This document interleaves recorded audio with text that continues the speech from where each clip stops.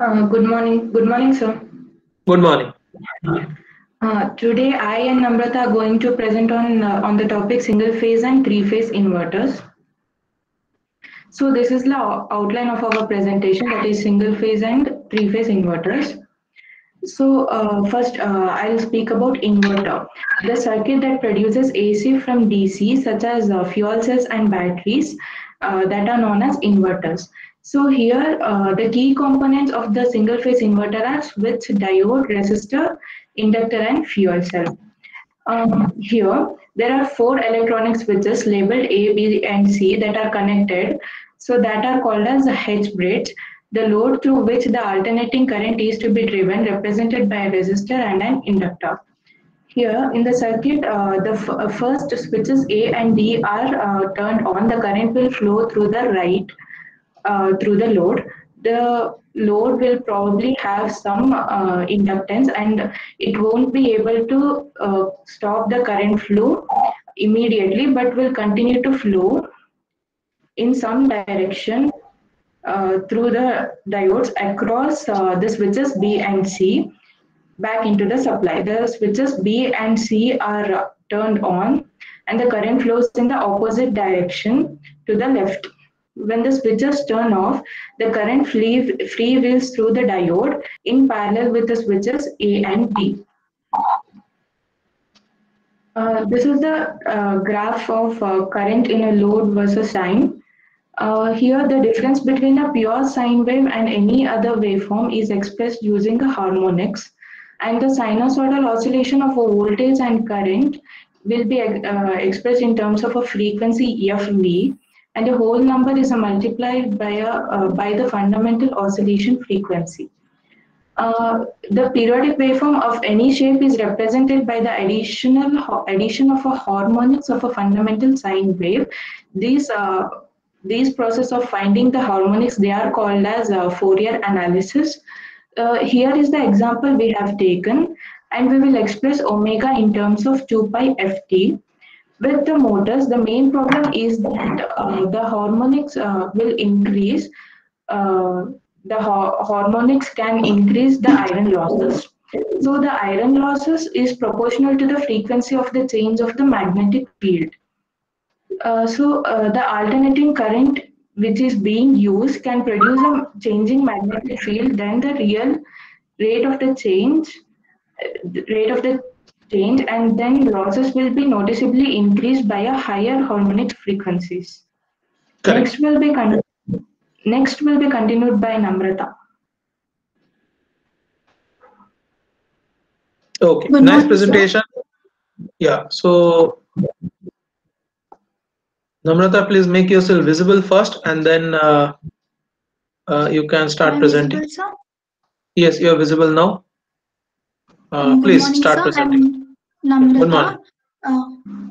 Uh, I'll be presenting pulse width modulation and three-phase inverter. We'll refer figure 1 for pulse width modulation circuit. Uh, Navya, figure 1. Figure 1. I've kept it. Okay. In the pulse width modulation, it has a complex system that produces smoothing changing current pattern. In figure in the circuit, we have four switches: switch A, switch B, and switch C and switch D.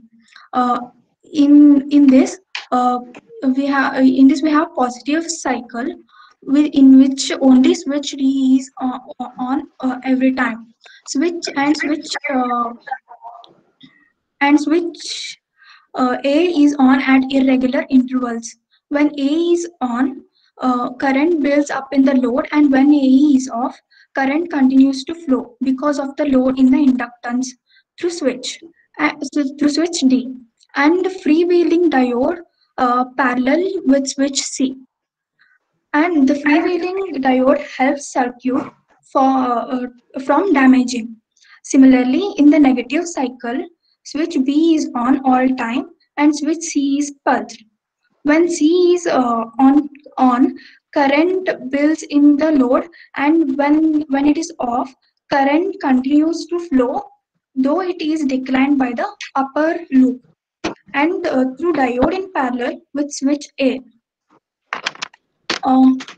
Next slide. Yeah, this is the waveform of the pulse width modulation. Here, the shape of the waveform depends on the resistance and the inductance. The waveform is not the sine wave, but Which figure are you explaining? Figure 3 or figure 4? A force. So you should explain figure 3 first, right? Yes. In this Because figure 3 explain first, that is PWM, and then go for figure 4. And whenever you are explaining two diagrams are there in the slide, first you should mention which diagram you are mentioning, and there are 5 waveforms in figure A, so you have to explain all the 5 waveforms, what are each of this, because figure A and D, whatever we find is same as figure C and D. So figure first top, there is a sinusoidal current required, and A and D you should explain first, and then you should say that B and C are in the same way, and then you should go for figure 4. So start explaining from figure 3. Yeah, start. Oh yes, sir. In the figure 3, it is pulse width modulation switching sequence for producing an approximately sinusoidal alternating current from the circuit. We have to get a sinusoidal current, Correct. a sine wave.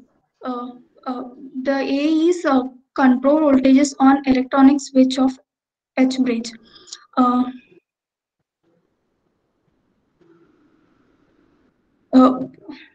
The waveform is not a sine wave because more pulses in each cycle, the closer will be the wave to pure sine wave, and weaker will be the harmonics. In figure 4, the typical voltage or time graph for a pulse modulated inverter. We are nearer to the sine wave, but it is not accurate. We need 12 pulses per cycle, which is commonly used to get satisfactory result. That is pure sine wave. Next. Now three-phase inverter. A three-phase inverter converts DC voltage into three-phase AC supply. In a large motor and electric vehicles, we use three-phase inverter. There are 6 switches which with freewheeling diode which are connected to three-phase transformer on the right. We can conduct in 2 ways, one at 180 degree and 120 degrees. The switches are complement to each other, like switch 1 is complement to switch 2 and so on. Next slide. This waveform shows how current in each three-phase changes with the time.